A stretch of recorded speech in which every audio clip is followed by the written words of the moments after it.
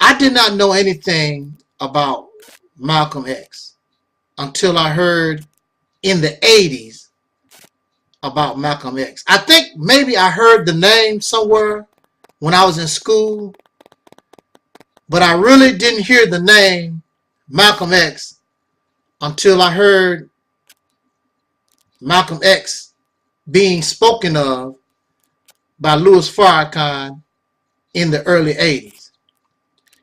And when Louis Farrakhan in the early 80s was talking about Malcolm X, it was very negative. Malcolm was a hypocrite. Malcolm was a traitor. Malcolm is a man worthy of death and all this other stuff. So I decided to do my own research. Even though I was following, actually I was never a follower of Louis Farrakhan. I was looking to be a follower of Elijah Muhammad. Elijah Muhammad died in 1975, so it was impossible for me to actually follow Elijah Muhammad. I never knew who Louis Farrakhan was until the 1980s, and he made a promise, or he was saying that he was bringing back the teachings of Elijah Muhammad, of which he did not do. That's a different topic, but he did not do that. So I'm not a follower. I never was a follower of Louis Farrakhan. I joined to become a helper of Louis Farrakhan to bring back the original teachings of Elijah Muhammad. A helper, not a follower. So being a helper, I still maintain my own ability to think for myself. And so when he began to speak ill of this man, who is Malcolm X? I decided I wanted to do my own research on Malcolm. And when I began to research the history of this man Malcolm X, I listened to the story of Malcolm and the story presented by the Nation of Islam. And I began to side with Malcolm X. I began to see myself, even to this day, there are things in Malcolm X that I see in myself. I know for a fact that if I was in the same place as Malcolm, I probably would have done the same thing. That's why I have a connection to this man, Malcolm X. But even so, I want to talk about a part of that which caused his demise. This is my belief. It's not a fact because I don't know. I did not know Malcolm. When Malcolm was murdered, I was 2 years old, so I don't know Malcolm. I feel as though I have a connection with Malcolm. When I was 18 years old, I stood. Somebody told me when Malcolm was shot down, and I stood in that spot, and I could imagine. See, I have always had a good imagination. That's why I know when I hear y'all talking all this spirituality and religious stuff, I know fiction. I know fantasy. I know when something comes from your imagination, it's not real. But I use my imagination to try to feel what happened on that day that Malcolm was murdered. I'm trying to get a feel, even right now, the mindset of a Malcolm X. And I wonder why Malcolm, coming from where he come from, Malcolm came from a criminal place. Malcolm was not afraid to die. He was not afraid of nothing like that. He was not afraid of guns and violence. He came from that place. Why would he get up on a rostrum and allowed so easily to be murdered. So this is my theory. I don't know. This is my theory. This is just something, my opinion. I don't know. But it is in my belief, my opinion, that Malcolm decided to die. He decided to die. These Negroes shot him, but he decided to die. Because he no longer, first of all, he no longer wanted to live hiding around and living in basically not in fear, but with these suckers chasing him like that. But the main reason why he allowed himself to be killed, to protect his wife and his children. That's why I believe Malcolm sacrificed himself. Because clearly, the enemy that was trying to kill him, they did not give a damn about his wife and children. There was a scene in Scarface, the movie Scarface with Al Pacino, and you know they put that bomb under this guy's car, but they didn't know his wife and children would be in the car. And even Scarface, who is a criminal, mind you, Scarface is a criminal, but he said, I don't kill women and children. Now this is a guy involved in criminal activity, but he still had ethics. I'm not killing women and children. The people that was trying to kill or did kill Malcolm X, they did not give a damn if they killed Sister Betty and the children in the process. Collateral damage. They didn't give a damn. Unlike, so what does this make them? Malcolm knew this. So Malcolm allowed himself to be murdered. And so, basically what I'm saying here, when you are a warrior, when you are a soldier, the war started almost 500 years ago. When they began to enslave black men and women, the people of soul, when these Europeans, when our enemies began to do that to us, 500 years ago, war was declared. So when you know that you are at war, and you know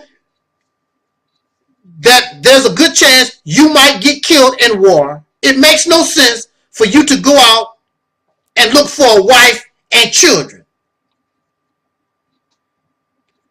I believe if Malcolm X did not have Sister Betty and those children, he would have treated the whole thing much, much differently because it's all about him. But when a man have a wife and children, then his whole attitude changes because I have to look out. I don't want my wife and my children hurt. It's the same with America. Now, you have Donald Trump screwing around with North Korea. But if Donald Trump knew that by screwing with North Korea, his wife and his children could be killed, he had to look at things a whole way differently. You cannot call yourself a warrior. There are black men and women who they call themselves warriors, soldiers, and all this other stuff. Why would you go out and you are at war,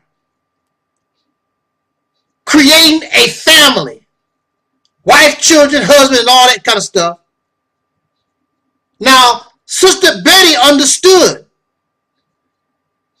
She understood the situation. Malcolm X himself even said, even the children understood. They didn't want their father to go out like a punk. But at the same time, as a father, Malcolm would want to protect his children and his wife. So, in this struggle for black liberation, liberation of soul people from a vicious enemy, this has been going on almost 500 years. And also it is talked about by Brother Neely Fuller Jr. You should not be reproducing. You should not be having these families.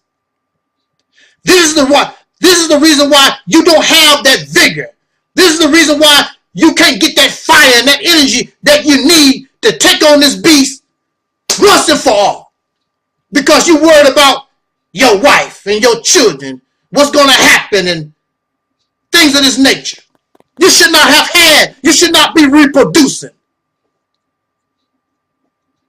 Why is a slave trying to have a family when the slave master can send you to that plantation, your children to another plantation, rape your wife, send her to another plantation? Why are slaves trying to reproduce and have a family? It does not make no sense.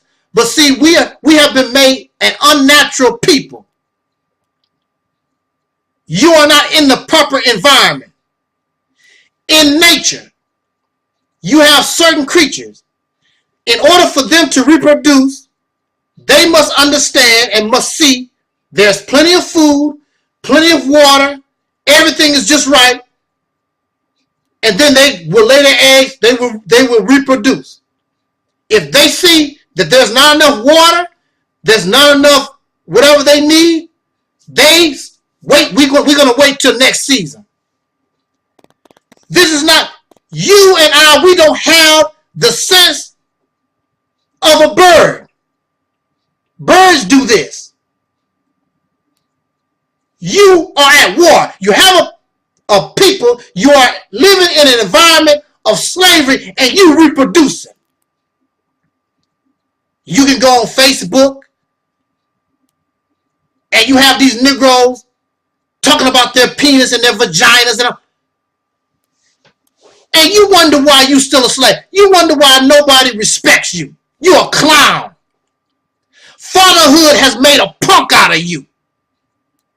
And now, in war, you know you're gonna die, but now you have this family. I want to see my grandchildren grow up. I want to see my great-grandchildren. You have that attitude, so you won't fight. You're not willing to die. Malcolm X did not see his grandchildren. He did not see his great-great-grandchildren. Nat Turner, Dr. King. But you're special. You get to see your grandchildren. But at the same time, you still a Negro slave. And you want somebody to respect you. Ain't nobody gonna respect you. You a punk and you a coward. Keep playing with your penis. Because that's the only manhood that you know about. Playing with your penis. Then what make it so bad, most times your children don't give a damn about you. You ain't about nothing. They don't have no respect for you.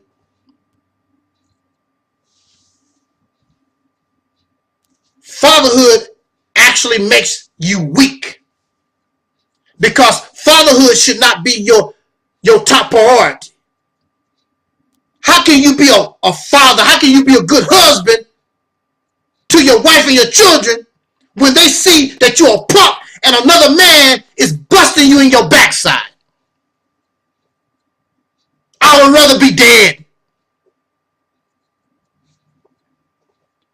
So you alive, but your women and your children look at you like you're a punk.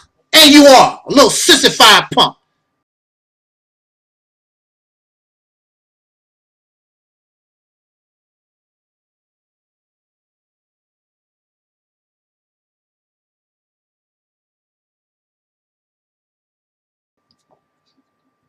I would hope that this video is shorter than usual, because the point is simply and easily made, and I mean it's short. it should not take a long time to really speak on this subject. But for me, I don't know. Who knows? Y'all know who I am. If I'm going to do 15 minutes, I end up usually doing the whole 15 minutes. But here we go. I just buried or went to the funeral of one of my relatives. He was 98 years old at the time of his passing. And I went to view his remains and touch the body, and I mean, it's our last time to be together. So what we're looking at, and the subject that I've chosen for these few minutes, is the topic of death. I want to give you my opinion, my belief, because see, we don't know what that is. So I cannot tell you as a fact. This ministry represents, let us get the facts. Let us deal with the reality. The only reality we know is that we do die. That's a fact. That's reality. What actually that is, from what we see, that's all we can really talk about. We don't know anything about a hereafter. So I cannot tell you about the hereafter. I cannot tell you about an afterlife. I cannot tell you about the transformation of energy. I cannot tell you about all these different things that we imagine, because we don't know. That's why it's the mystery of death. Mystery means unknown. If you know, it's not a mystery. But we do know from our side, from what we see and what we experience, we can talk about that. Anything after that, you cannot talk about. It's some mystery. However, I can assume and I can believe that death is simply the same way we come into life. The only way we knew and began to understand that we were even alive is when your brain matured to the point where you can begin to remember and you can begin to understand the environment that you're in. Then you understand and recognize that something has happened, that you are alive.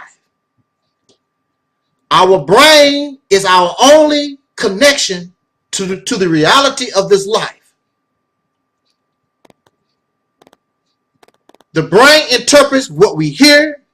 The brain interprets what we see. The brain is our connection into this reality. So when you are 6 months old, 3 months old, you don't even know that you're alive. You're functioning, but you don't know that you are alive. Because if that was the case, then you will remember when you were 4 months old. You will remember the delivery when you first came into this life. You will remember all these different things. You don't remember nothing, but you was alive, but you don't know nothing about it. Me personally, I don't really remember too much. I think my memories, I can go as far back as, let's see, maybe 3 or 4 years old. That's the farthest back I can remember. I really don't remember that much. So, the brain is our connection to this life. And when the brain begins to die, when we die, you did not hurt.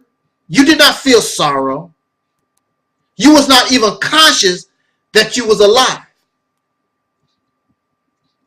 But when the brain begins to die, then we go right back to that state. When the brain begins to die, you begin to lose consciousness. You start to go back into the darkness where you came from out of.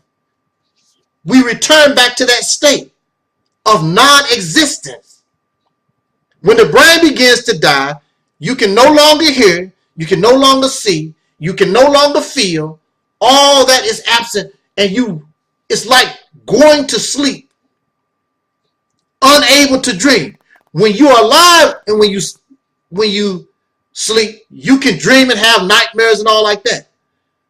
But when we die, we go into that sleep. There is no dreams. And we will never wake up to this reality again, because the brain that we need in order to function, to understand this environment, it no longer functions. So that's the closest understanding of death that we really can come to. It's all connected to the functioning of your brain. You have people right now who are in comas. You have people whose brain don't function. They might as well be dead. Without the brain, you might as well be dead. If the brain is not functioning, you might as well be dead. There are people who are in comas. Their brain is not functioning properly. So they might as well, they might as well be dead. But the physical body, the heart is still functioning, lungs, but without your brain, you're done, you're through. Our brain is very important. And even when it comes to all these different thoughts, the afterlife, and all these things that we talk about after we die, if it was not for your thinking, if not for your brain, that would not exist. And oh man, and when you die, you're not going to talk about the afterlife and death or none of that, because the brain is not functioning anymore. So it's over. The brain is the key. So in conclusion with this talk, I want to speak about some of us, and I hear this in the Kemetic community. It's a part of Black scholarship. And we talk about of how we should not fear death because it's just a transitional period and we turn into energy and all like that. I can concur with you. We should not fear death because it's inevitable. It does not make any difference. Whether you fear or you are brave, it does not make any difference. In this reality, you're not going to be here long. So it makes no difference whether you are scared, whether you're brave, whether you care or you don't care. It makes no difference. But it is something that we should not fear. Matter of fact, in some cultures, death is celebrated. So it's not feared. It's not a time to cry. It's a time of celebration. But we want to talk about this energy thing. And we transition. Don't be afraid, because when you die, you'll be transformed into all this energy. Electricity is energy. Yes. But electricity does not have a brain. It is not alive. It's energy. You get energy from a fire, but it's not alive. It has no brain. So when you talk about we will die and we will transform into energy, But you won't have, that could be true. In fact, it is true on many levels.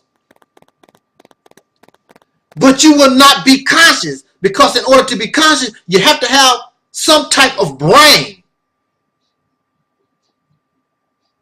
So you can transform it to energy. You won't know nothing. It's over. Because energy has no conscience. Energy does not have to interpret a reality. And energy constantly transforms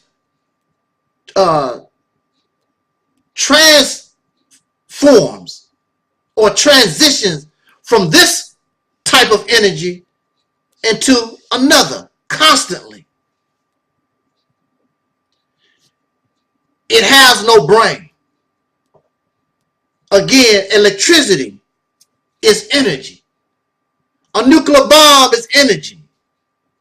I've never seen a lightning bolt write an essay or write a book. I've never seen a nuclear bomb write a book or do anything, because that's all that it is. It has no conscience. That's what it is. It's energy. So I don't know. So you think that you're going to still be who you are. No, you're not you anymore. You will no longer have conscience. Energy has no conscience. You need some type of a brain to continue to walk the way that y'all talking about after death. There's no evidence of that. I've never seen no form of energy with intelligence. I've seen no form of energy that is actually alive. Energy is not alive like we are. But you're trying to tell the people, and you want us to believe like we will die and we will somehow continue to be who we are. We just transformed into some kind of energy, and that's not how energy works. If it does, please show me some kind of example of energy that is conscious. Energy that has some type of a brain, that can speak, that can talk, and continue, that acts the way that we act in life. Because energy is not alive. Energy does not die. It transforms. Transitions from one form to another. It is recycled. Goes round and round and round. Now for me, I really can't say whether or not it dies or not. Because electricity eventually goes into nothingness. Like all other energies, they burn, they expire. There's nothing in this reality that we know of that does not reflect death.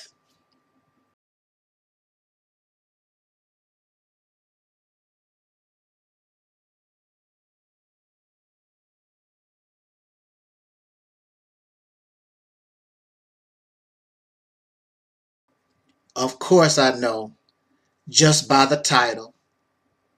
Of course I know, just by the title, there are those who will say, you are a racist, you are filled with hate, and all the other nonsense that comes when we critique certain folks. In this case, the folks are the white people of America, or white people in general. I prefer to say the pink people of this planet. See, that's racist. That's racist because I call you pink. So is pink, calling you pink, how does that relate? What history does pink have? Is there a history of murder, discrimination, rape, all these different things, when you call people names, you call people colored and Negro and nigger. But when you say these things, we can also look at rape, murder, lynching, even dropping bombs on the people of whom you are calling names. When I call you pink, it's simply giving you a label other than the one that you want, because you are not white. White in the English language means kosher, pure, clean. You are not white. In fact, nobody called you white. You control the media and you call yourself white. Nobody was calling you white. Paleface, Tubob, devil. Nobody was calling you white. However, white do have a negative connotation because I believe the sickness of leprosy, people take on a color of whiteness when they get this disease. Leprosy, what is it? Your limbs start falling off, whatever. Matter of fact, white is associated with death in certain cultures, but since the white man has taken over the world, you've destroyed that view of white and you made it righteous and clean and you call yourself those things. But for the sake of being fair, since you have the right and you have called people names, why can't I call your name? At least my name. I'm not going to call you white, Caucasian, European, or whatever, but I'm not going to call you white. But I get to call you a name and label you, describe you, just like you have done the rest of humanity on this planet, and place everybody in these racial categories that nobody was in until you appeared. But when somebody want to put you in a category, you have a problem. This is why nobody likes white people. This is why nobody likes pink people. Because you're a bully. That's why in this nation you have a bully problem. Because the children are only mimicking what they see the adults do. They see their great nation bully Iraq, Iran, North Korea, Grenada, any other little nation that's out there, a big bully. And so you have your children, you wonder why do these children bully one another? They are mocking the same behaviors as the adults. And this behavior is passed down from generation to generation until it becomes normal. So I'm not shocked that children bully one another, even to the point where one child will commit suicide. You're a big bully. Nobody is your friend. You give money to Egypt. You give money to Afghanistan. You give money to, Pakistan and whatever these countries. They don't like you. The only reason why they have any type of relation with you is because you give them money. And they don't mind. They know that you are a bully, and they would rather you bully somebody else than mess with them. But nobody likes you. The United Nations, nobody likes you. They want your money, and many of them have a fear of you. When you are somebody's friend, you are not after their money, and you like them genuinely. I can guarantee you this. Let something tragic happen to the United States, and you will see how friendly these people really are. You are a bully. Nobody likes a bully. Bullies are hated. When we can't deal with a bully, we smile in their face and we talk about them behind their back. In the case of this bully, as WikiLeaks has pointed out, this bully even talks behind the back of those of whom supposed to be their friends. The president of Germany, what's that woman's name? Urkel, whatever her name is. But see, she couldn't stay angry at the United States too long because the United States would give her some money. Give her some weapons. Give her something. You got to give somebody something because nobody likes you. You don't have any real friends. The United States of America has no real friends except Mama, England, and that's questionable. That's questionable. The white people, the Caucasian, the pink people of the world, you are a bully and you don't even like yourself. Oh, you don't even like yourself. Oh, I'm white.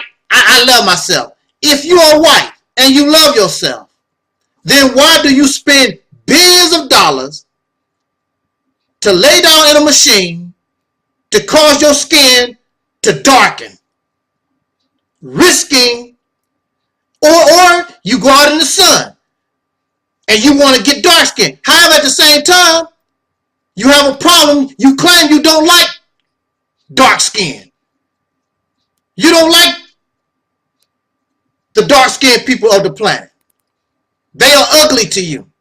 But at the same time, you want to be like them. You spend billions of dollars to thicken up your lips, to put pads in your backside, darken up your skin, the people that you hate, but you're trying to be like the people that you hate. You don't even like yourself. You always cutting your nose, chopping off this, chopping off that. You don't even like yourself. You're a big, confused bully. And you have severe mental issues. Maybe because you suffer from low self-esteem. You might think it's impossible. How could a nation as great as America suffer from low self-esteem? Because they are void of the little things that make you happy. They don't have genuine friendship. And the reason why you don't have genuine friendship is because you are a bully. And it's all about you. Whenever you hear a broadcast, it's all about the Americans.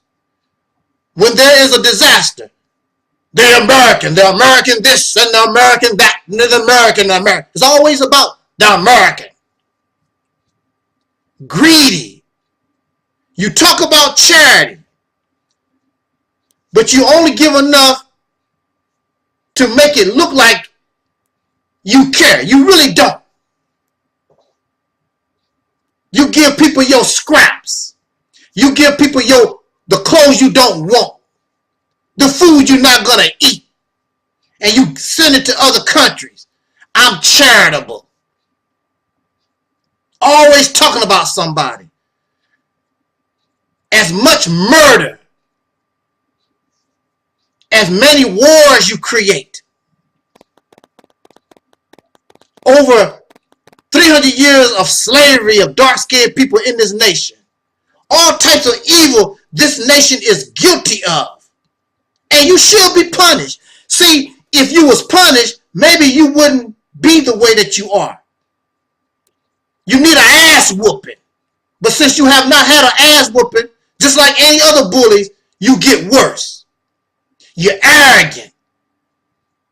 The idea of success in America is how much material things that you get. So I want to sing, not really because I want people to enjoy my music, but I want to get I want a big house. I want 5 cars. I want people to serve me because I'm God now, and these other peasants are my servants. I'm better than they are.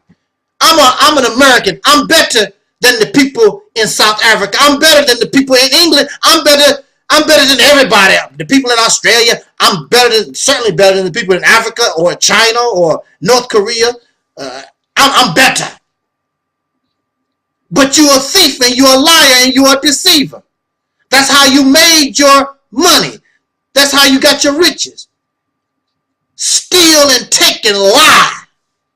Nobody likes white people. That's what you have done on this planet. And you are proud of that. You call people third world because you have went in, conquered them, made them poor, stole, ripped, and robbed them. Took their gold and diamonds and gave them our Lord Jesus Christ. And they become the third world. Now you the first world and you just got here. How are you the first world? They live in the third world, been around for generations and eons. They are the third world troublemaker. You go into other countries and you start trouble on purpose because it's all about control. I want everybody to be like America. I want the whole world. I want the earth. Matter of fact, let's rename the earth. Let's rename the earth Europe. Let it be the planet of the white people. No, let's pretend nobody else is even on the planet. It's the planet of the white. This is the mentality that you have. And you follow leadership that think this way. All Caucasian people don't think this way. But you have a vast majority who follow this type of leadership. And this is why nobody on this planet, you don't even like yourself. Who likes a greedy, self-righteous, arrogant, liar and manipulator, a murderer? You can't wait to drop a bomb on North Korea. You can't wait to drop a bomb on Iran. You can't wait to drop a bomb somewhere. Destructive. A big bully. So you tell me, so who's going to like this? You don't even like yourself. But maybe you need to take a look in the mirror. The President of the United States and the leadership of Caucasian people around the earth, y'all need to take a look at yourself. Nobody likes you, really. They tolerate you because you pay them to be your friend, and they don't want you to bully on them.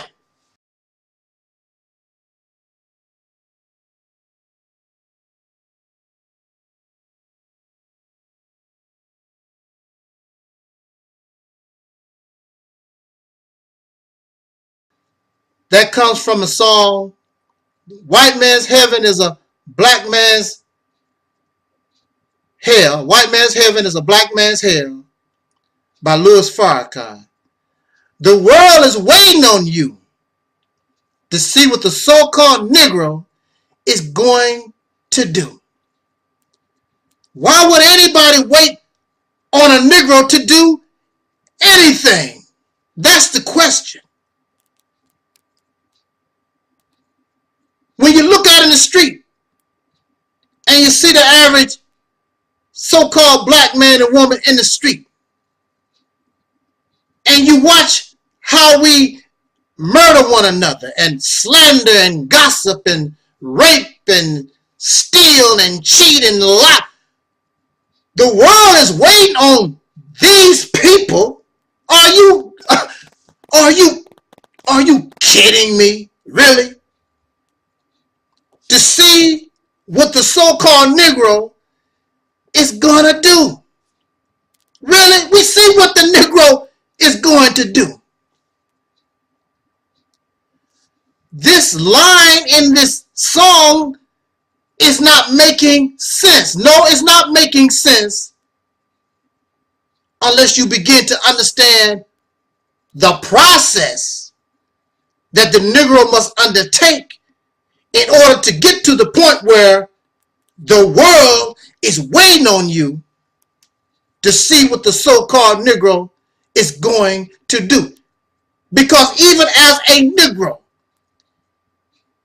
even in this low form of human being, oh wow, Woo, let us talk. Let us talk. The world is following us anyway. You are a unique people. We are a unique people. The people of soul, the descendants of slaves born in America. A lot of other dark-skinned people, some of them, well, at least I know one, don't like the fact that I'm always advertising the American so-called Negro. It's because it's about us. It's about us. We were formed in the depths of hell. As Malcolm X described, we are like a diamond in the rough. A diamond starts off, as many of you know, as a piece of coal, but under tremendous pressure, the coal going to hell, then the pressure, that fire, turns that piece of coal, that lump of coal, into a diamond. But when you first see the diamond, it's like the Negro. It's valuable, but it's not polished yet.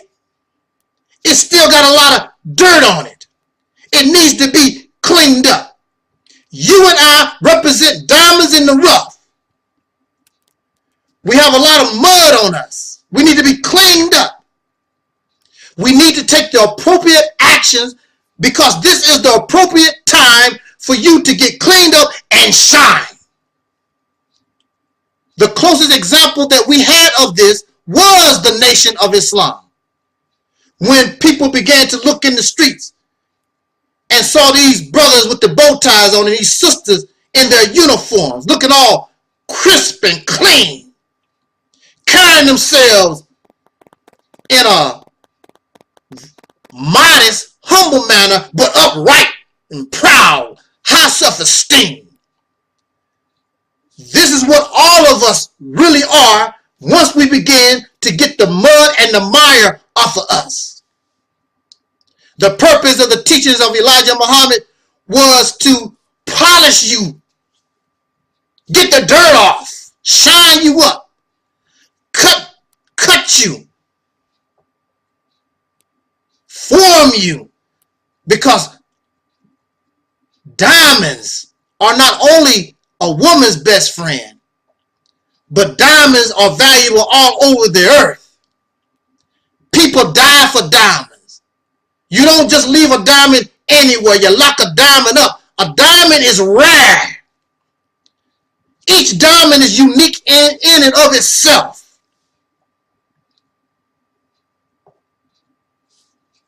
We are diamonds. You are unique. Even from the time of slavery, you could not just be a slave. You had to be a hip-hop slave. Singing and dancing, said, well, look, I got to be a slave. Might as well make the best of it. So you out in the field and you just singing, and some of us was even dancing.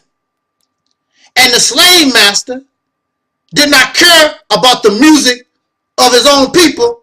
He brought in the slaves to entertain. Well, of course, the slaves was cheap. You know, it's free entertainment. But you had your own way. You sung with feelings. And that's why they called you spiritual. And the real spirituality is only the emotional connection to life. I'm a slave, but I'm alive. What did Whoopi Goldberg say in The Color Purple? Yeah, I'm black and I'm ugly and all that, but I'm alive. That's all we care about. Prior to being brainwashed by Europeans, we don't care nothing about material things. We don't care nothing about Cadillacs. We don't care nothing about Mercedes-Benz and big houses. I'm just glad to be alive. Look at a natural disaster in East St. Louis. All the Caucasian people running around crying about what they lost. The people of soul taking doors and using those doors as boats and playing in the flood water. That's the kind of people we are. We used to catching hell. So what? I sing in hell. I dance in hell. So when you tell a black man or woman, tell them go to hell, it don't mean nothing to us. We've already been there. We live in it and learn how to sing and dance and praise God and all that in hell. So what? The devil don't even understand it. Wait a minute, you in hell and you're acting this way. What's up with that? Everything we get, we make it our own. Give us a basketball. Can't play it the way you do it. I got to do it my way. Give me a baseball. I can't play it the way. I got to do it my way. Give me a football. I got to do it my way. I got to dance my way. It's something that you have that other people don't have. It's called swag. Being in hell makes you respect life. And we are very lively. In slavery, they said, wow, those people are some very lively people. They don't understand how you could live in hell and be happy. You can't walk like everybody. You can't talk like everybody. You make up a talk, a speech off the English language that's all your own. You can't walk. You got to walk a certain way. Carry yourself a certain way. And see, there's something in the Quran. It says that, let me get this right, because it's been a long time. You know, many of you know I'm not religious like that, but I do come from a religious background. It says, you plan, but Allah also plans.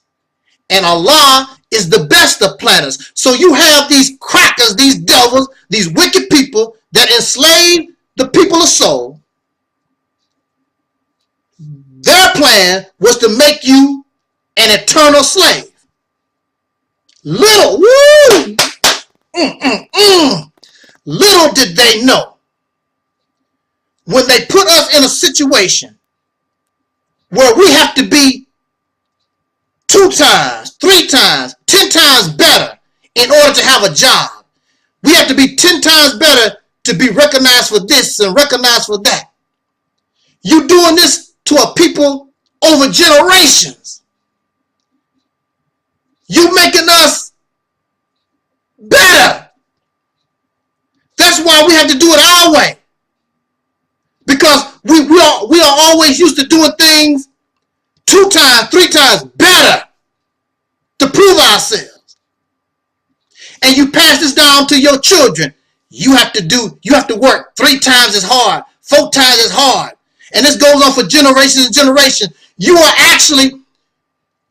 trying to hurt a people, but actually you're helping a people become better.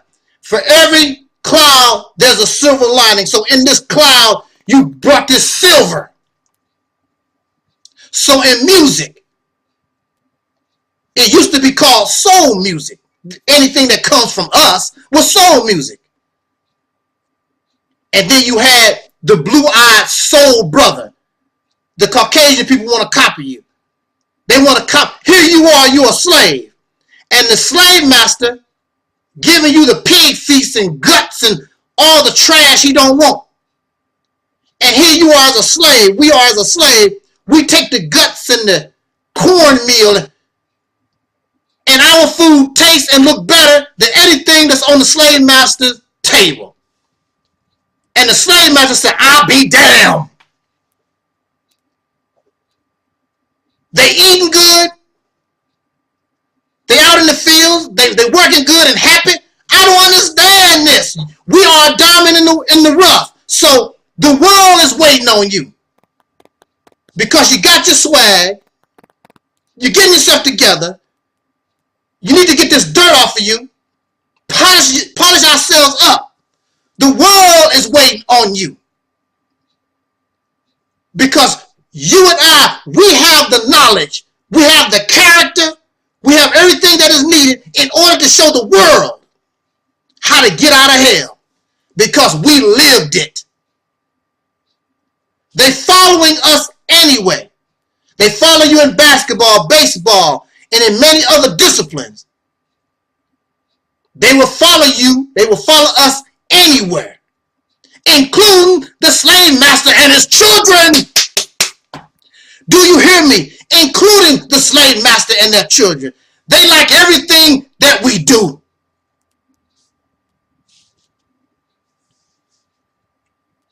That's why the world,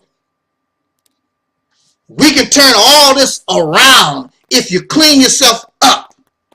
And that's why the world can't change, because we have not changed. We're still diamonds in the rough. But as soon as you get power, stop trying to be like other people. Stop trying to be Hebrew Israelites and ancient Egyptians. Be yourself. This is the blessing. Y'all talk about you believe in God? God has blessed us. We paid the ultimate price. We suffered the ultimate suffering. And now show the world what your God can do. Even coming up out of hell. Dust yourself off. Be yourself. You're not supposed to be these other people. You are unique. You are valuable in yourself. Get the dirt off. Polish this Negro. And you will be amazed what's under there. And it was always there. You wouldn't let it come out because we have become comfortable in the dirt. We have become comfortable in having no value. That's why we want to be other people to try to give ourselves value. You don't understand the value of yourself.